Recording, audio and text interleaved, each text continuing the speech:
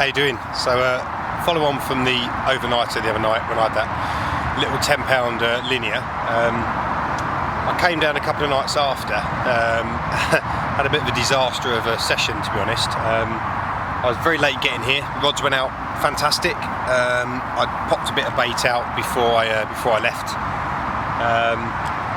Felt really good, and so I should, because at 11:30 the right hand rod ripped off, and a couple of seconds or so into the battle, the fish came off. So it happens, you know, you have to learn from it. So I got the rod back out on the spot as quick as I could. Another couple of handfuls of sort of 10mm boilies around the spot, and settled down for the evening. 4:10, same rod, absolutely tore off. Makes me seems to think it probably was a smaller fish, but you know, you don't know until you got it in the net. Same thing, a little bit longer into the fight, fish drops off. I know the fish here have got very soft mouths. I've had a little look, and I've gone up a size of hook, just to see if maybe very soft mouths, quite small hooks, that could be the problem maybe. I try and learn from every session, whether I blank, whether I catch, you know, whether I'm watching fish feeding, if I've made the wrong move by going in the wrong swim, just constantly trying to think about, you know, what I'm doing and why I'm doing it. So we're back down, it's 2 nights later. Going to do the overnight and probably till mid-morning, maybe even lunchtime. Same tactics, fishing very close in. The fish were feeding 2 or 3 feet off of the bank, I should say, when I was reeling my rods in the other morning. One of which was a fish that a friend of mine has caught, and I lost a couple of years ago floater fishing, a fish called Lumpy. Tends to go just shy of 30 pounds, so I'm expecting it to be way under that now they've spawned. So we'll see how it goes. Hopefully I'll be able to show you a few fish for the camera, but until then I'm going to have my cup of tea and I'm going to get my head down. So all the best.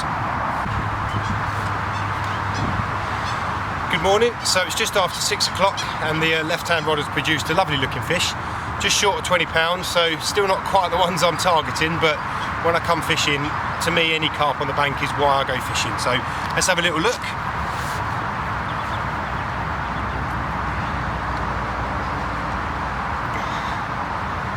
There we go, lovely looking mirror, so just short of the 20 pound mark. So I'm going to slip this one back, I'm going to get that rod straight back out on the spot, and I hope we can catch another one.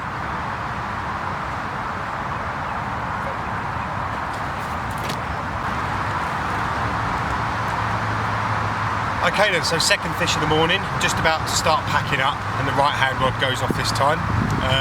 A lot smaller, unfortunately. It's not going bigger in size, it seems to be going smaller in size, but there we go, it's 2 fish, quick overnight session, and you know, a couple of extra hours in the morning. So again, I'll lift it up for the camera and let you have a little look. Same tactics as before, a couple of handfuls of 10mm boilies around a small pop-up matching the boilies, and again, a cracking looking fish, and they just seem to be getting smaller. Never mind, let's pop this one back and have a go for another one.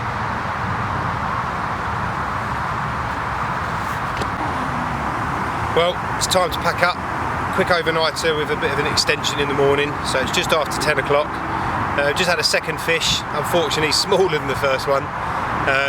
The tactics are working, you know, the fish are feeding close in the margin, but the bigger fish just aren't, you know, they're not playing the game. Even though it's nice to have carp on the bank, you know, that's why I come, but there's a few in here that I'd really like to catch, so I'm going to have a little bit of a rethink. Even though I've seen some of the bigger fish feeding in the margins, I have to have a little bit of a think, you know, do I just have to keep wading through the smaller fish? Do I need to change my tactics, change my location?